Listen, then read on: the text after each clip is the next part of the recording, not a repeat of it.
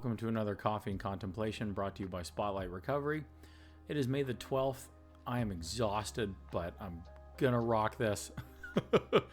Bear with me. We've got a great reflection today on resentment, which I'm sure just about any addict can really relate to. With that really neat play on words in it that we've got in the title of Refeeling an Old Hurt. So yeah, let's get into this. Repeating the old hurts. It's been pointed out that the real meaning of resentment is to refeel an old injury. That's what it was. This means that we let ourselves feel again the pain we had when we were previously wronged.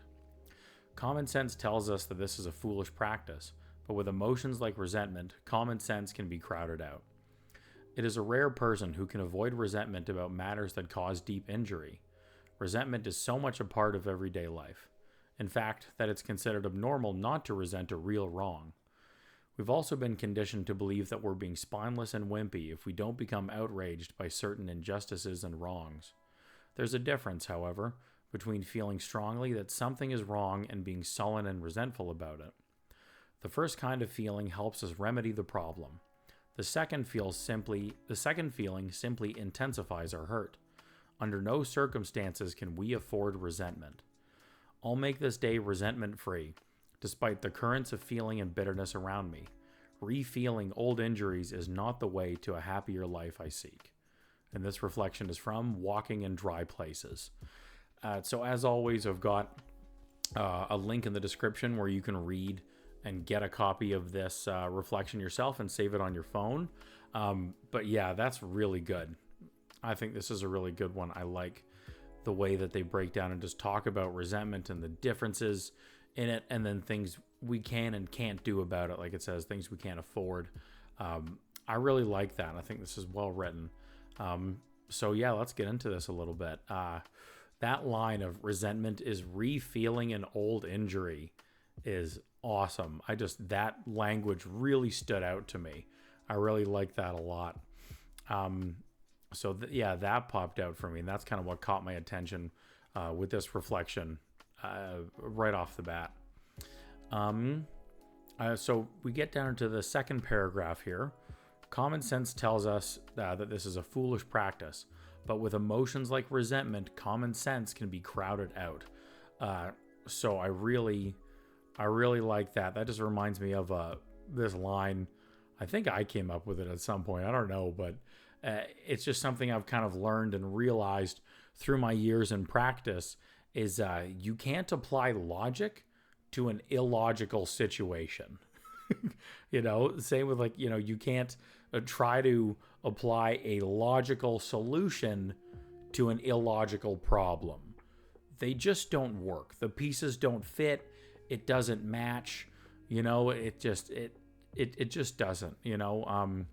It's same with trying to understand some form of insanity. Unless you're at that level of insanity, you're just not gonna understand it. And it's something to be grateful for. So anyway, that's just something that popped out for me with this. So when they talk about that with emotions like resentment, and then especially for us when it's addicts feeling a resentment, or if then our addiction is further fueling that resentment or vice versa, yeah, common sense is out the window on it. And another thing that I found too, it's something that I'm actually still working on some specific resentments. There's one that comes to mind right off the bat is when we have such let's say it's a really deep rooted old resentment that's been there a long time. And then we're then chewing on that throughout our addiction for however many years, and especially if that resentment is traumatic as well, it then can become a stuck point. So then it's like there's this cognitive dissonance, this cognitive place where we get stuck on this. And so it's like the common sense piece and the application of logic and all of that went off the table years ago, because then we already have this trauma resentment space, and then we've just pummeled it with addiction for how many years. So just think of it like like a sheet of metal over an anvil, and then every use and every time you think and chew on the resentment is hitting it with a hammer. It is over and over and over and over for years. By the end of it, you've got this like crumpled up thing that's nowhere remotely of what it used to be, representing that, right? So that is something that I've also seen can definitely happen with us. So I like in the third paragraph, they talk a little bit about this more on what better and healthier decisions we can make for ourselves to help let go of this and not continue to be striking the sheet metal over the anvil, so to speak. So that's a good point that they talk about, and I appreciate that. So what do they say here after that? It is a rare person who can avoid resentment about matters that cause deep injury. And especially, for us addicts, even rarer. Not quite sure if I've met one yet or not. If I do, I can't remember. So the lines preceding that here, we're in the bottom of the second paragraph now. These are really good points for us, for addicts. Resentment is so much a part of everyday life. In fact, that it's considered abnormal not to resent a real wrong. So what stands out for me with this is, think of those moments when you talk about a resentment to a non-addict. And they typically will support the resentment. That's been my experience, is they will then talk about how, no, you have a right to feel that way, and that never should have happened to you. That's so horrible. Oh my God, no wonder you feel that way. Absolutely, you're allowed to feel that way. And so that's what stands out for me with that. It's considered abnormal not to resent a real wrong.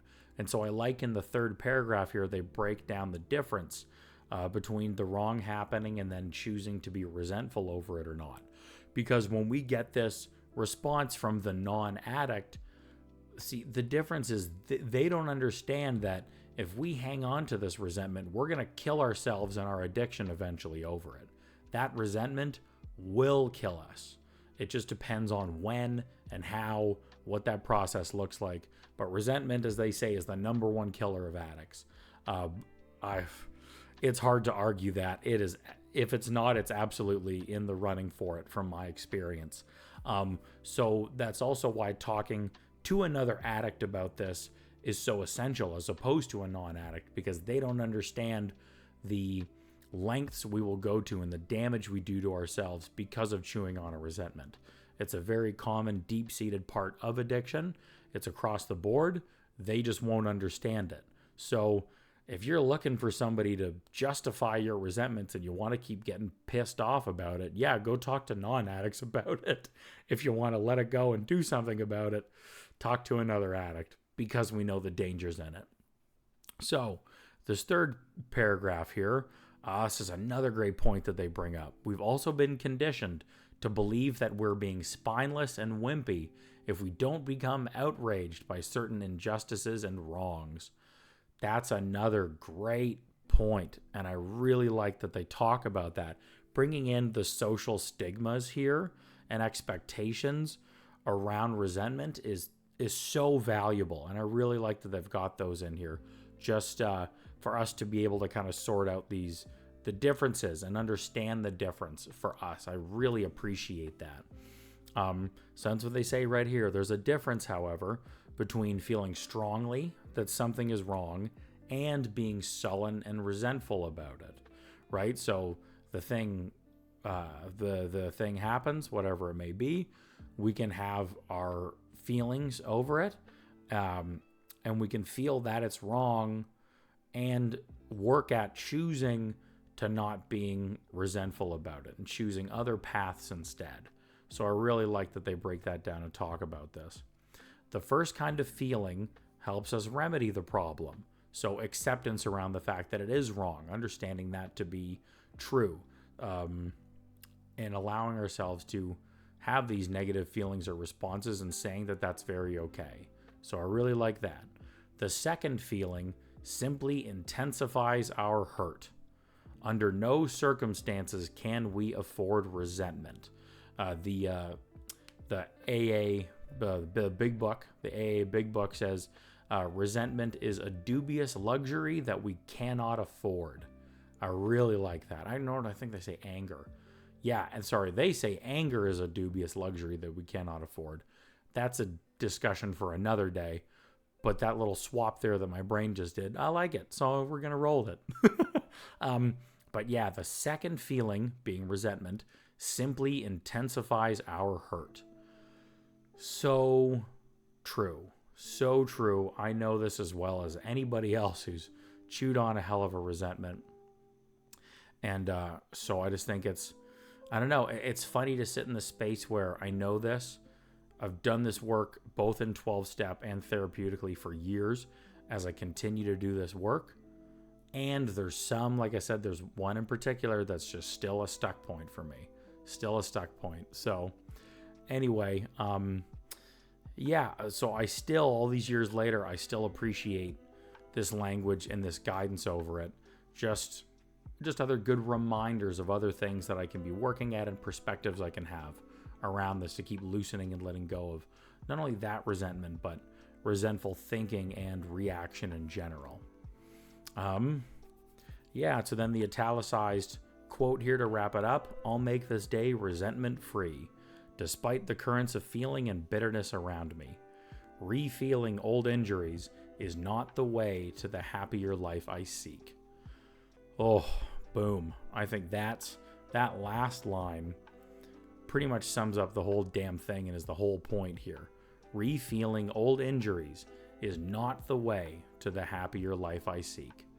And that perspective I find is so helpful, because then it gets it even beyond but they don't deserve my forgiveness. How could I ever forgive them? How can I ever let go of this? All of that stuff where it's focused on them, let's say like the person or institution that caused the harm that's giving you this resentment. This line takes it beyond that. And it's like, no. Whoever's responsible for doing something to you, for example, doesn't matter. Re-feeling this old injury is not the way to the happier life. So regardless of who did it, what they did, when, how, all of that stuff, chewing on any of that will not give you the better life you seek. It will not coincide with a recovery, spiritual-oriented life. It will not be on that path for you to finding real freedom from the bondage of self and from your addiction and from your past. Re-feeling these injuries have no place in that space. So I really like that they finish it off with that.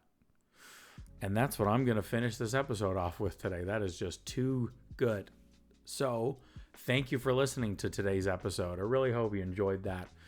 If you can, on whatever platform you're on, please consider liking, subscribing, sharing, and commenting. Let us know what stood out for you on that one. Resentment's a big one. Would love to get some other feedback or tips on things that have helped you move past resentments, or your experiences around this. Would be great to hear. It could really help somebody. And you can get a lot more out of this show. Check out our description. There's a bunch of other ways that Spotlight Recovery can support you and ways you can support Spotlight Recovery. Okay, so check that all out. Become a part of our community. And wishing you a blessed 24 in your recovery today. Hoping it is resentment free. And we'll see you again tomorrow.